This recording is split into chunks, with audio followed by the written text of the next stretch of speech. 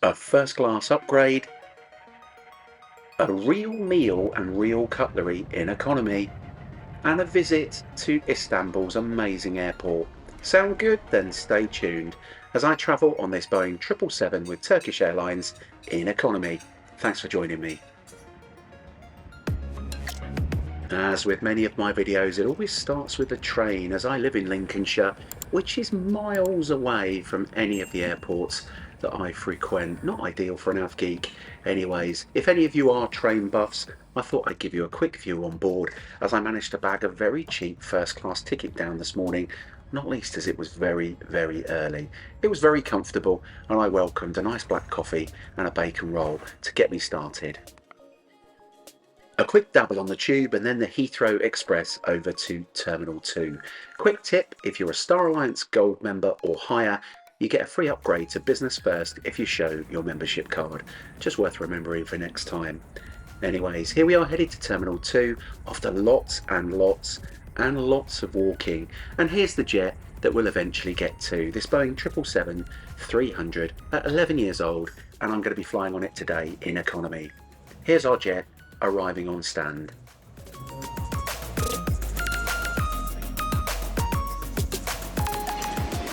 If you are catching the train or the tube to Terminal 2, no joke, do be prepared for quite a walking commute.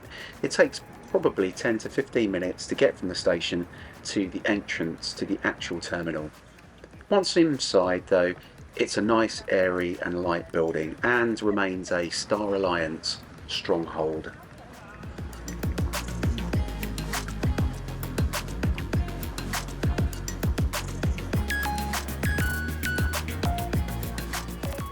I mentioned in a recent video that I'd done a status match with Turkish Airlines, gaining gold status. That was thanks largely to them matching against my BA silver status. That gave me entrance to the gold track, as they call it here at Terminal 2. That's fast track to you and I. It does afford a very quick and seamless journey through the terminal. And speaking of terminal, here we are in the main airside area. It's a lovely terminal, very airy and very light, with lots of shopping and eateries too. Although, because of my status, my first job was to find a decent lounge. And here we are, headed for the Silverkris lounge, run by Singapore Airlines. My gold status gives me access, and I have to say, it's a pretty decent lounge. It's got an amazing view of the apron, as is well demonstrated here. There are actually 4 Star Alliance lounges at Terminal 2 at Heathrow, and I was pondering all of them as I sat here eating my breakfast and looking over my pint of Guinness. 2 are closed at the moment. It's November 24, so Lufthansa and Air Canada lounges are being refurbished. So that means you're left with the Silverkris lounge with Singapore Airlines, which I'm in now, and also the United lounge. Did I mention that lovely view?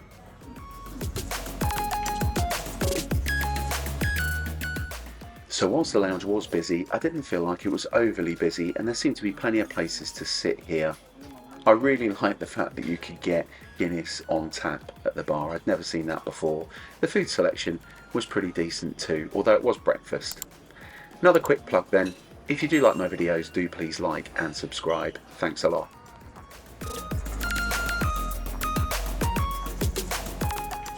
For research purposes, I also thought it was worth me walking down to the United Club. I'd never been in here before. I thought I'd give it a try. It's an enormous lounge, but then there are lots and lots of United flights leaving Heathrow every day.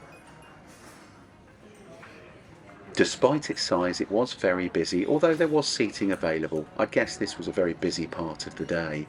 It also has a fantastic outlook over the apron. I was on my own, so I rather like propping up the bar in those circumstances, and what a lovely bar it is, with a brilliant view and great service too. A nice place to sit and swig some bubbles. So off to the gate we go. This aircraft will take as many as 400 people a time, so understandably the gate area was super busy. That said, the staff handled it well, and whilst we all had to do a passport check, or at least some of us did, it still remained fairly calm and orderly, and we were boarded via seat number.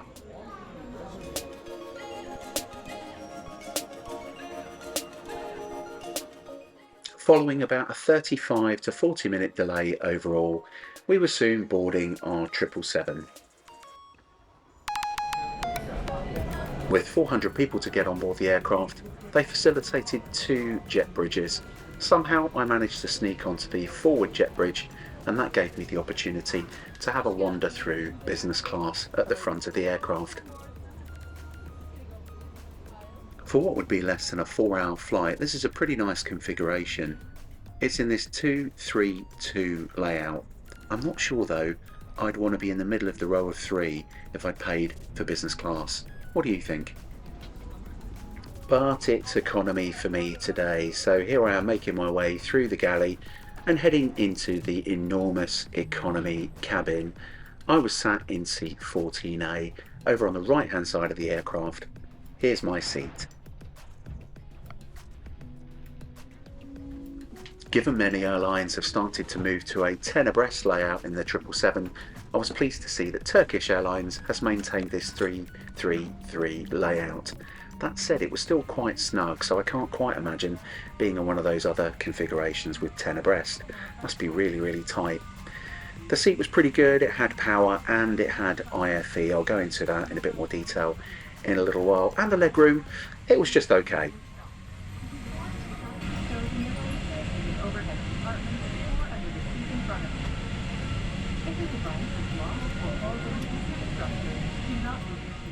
I'm an av geek, so of course I always try to pick a window seat that's got a wonderful view of the engine, and today it certainly did not disappoint. Here we are pushing back from our stand at Terminal 2. Should there be a loss of cabin pressure, oxygen mask will drop down automatically from the service unit and on the roof. Hold your mask immediately. Remove your protective medical mask and the heavy face shield. Place the oxygen mask over your face, covering your nose and mouth. Pull the strap to adjust it and breathe normally. Make sure your mask is well adjusted before going. Soon we were off and taxiing over to runway 27 right for our departure today.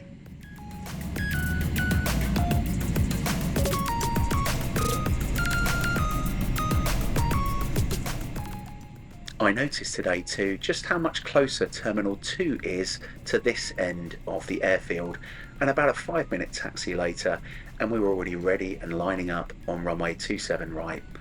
As ever, silence then for the takeoff and the drone of these fantastic engines.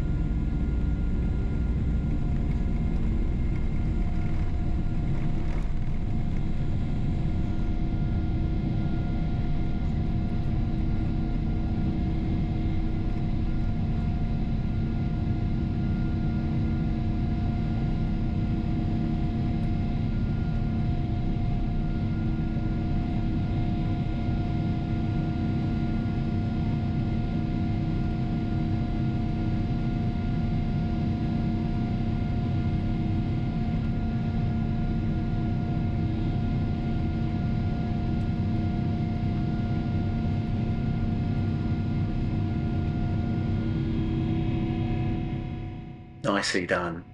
Really cool to see the condensation in the engine and on the wingtips. We were shortly in for a lovely surprise too, as whilst it was really grey, miserable and murky closer to the ground, it didn't take us long to break through into a beautiful blue landscape, as often I get excited about in my videos. Anyway, wait for it as we burst through the murk.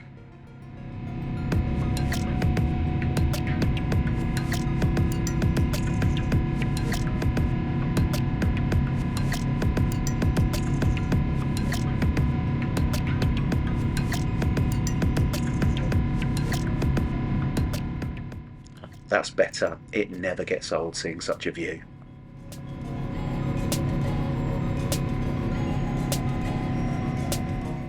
If you've made it this far, it might just mean you're interested in my video, and you'll probably like some of the other ones that I put together.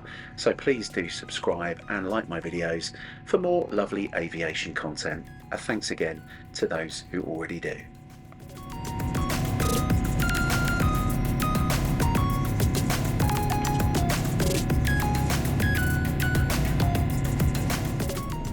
So on to a quick seat tour then, and you'll see to the left my seatmate actually has his person in front reclined, so there's not an awful lot of room.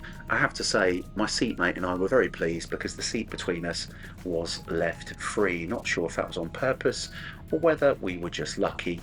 There's a decent IFE screen, there's USB charging and a remote control for the IFE.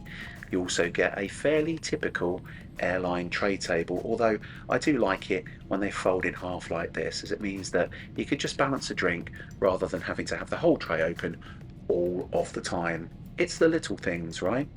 There's also vents at the top which you can control yourselves, and there were pillows at every seat as we boarded, which I appreciated.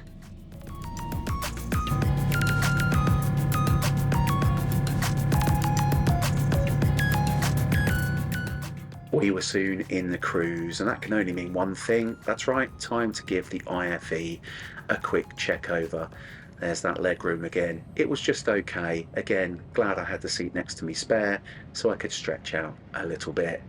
I was watching Willy Wonka, which I must admit I didn't particularly enjoy, but the overall selection on the IFE was really, really good.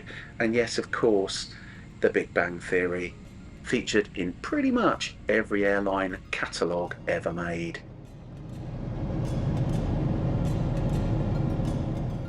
So whether you like The Big Bang Theory or don't, I don't think there's any better IFE than just looking out the window. Fantastic view. Now, I bought an economy basic ticket with Turkish, so I wasn't sure I'd get served food on board, but I did, and it was actually really good. It was some sort of chicken concoction, but very tasty, and came with a beverage of choice. We also got stainless steel cutlery. How lovely. Now, it's just as well this chap didn't recline whilst we were trying to eat. As you'll see, it really does limit your space. That's quite a hefty recline. The debate, to recline or not to recline. I think I'll ponder that over a beer. Cheers.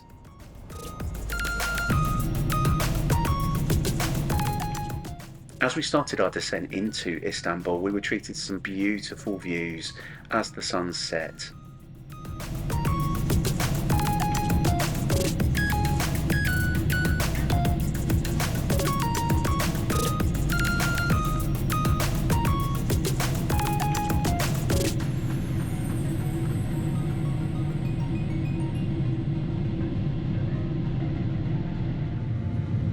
In no time at all, and without any holding or delays, we soon saw the bright lights of Istanbul as we turned onto our final approach.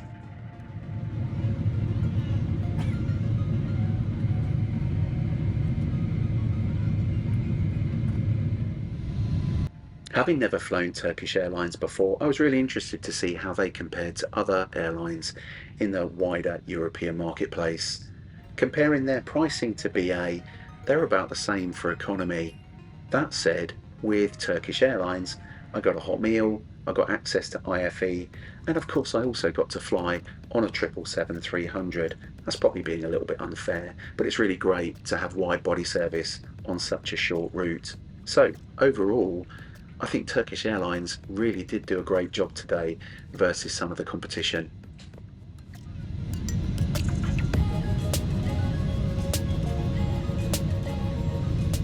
Now, who knew, but it was actually 3 hours ahead of the UK time zone here in Istanbul as we landed, so nearly dark already as we flew into this enormous and fairly new airport complex at Istanbul.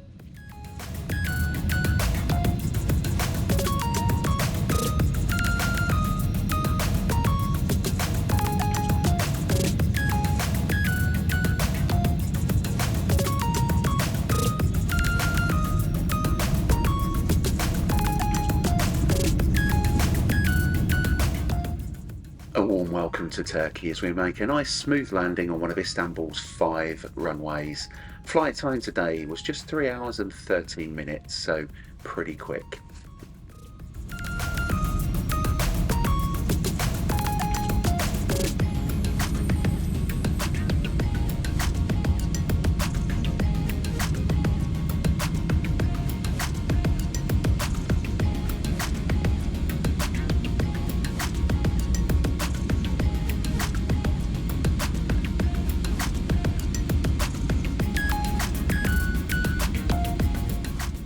So Istanbul airport is gigantic, and so expect fairly long taxi times from the runways when you arrive. Anyway, soon it was time to deplane, and I did so a very satisfied Turkish Airlines customer.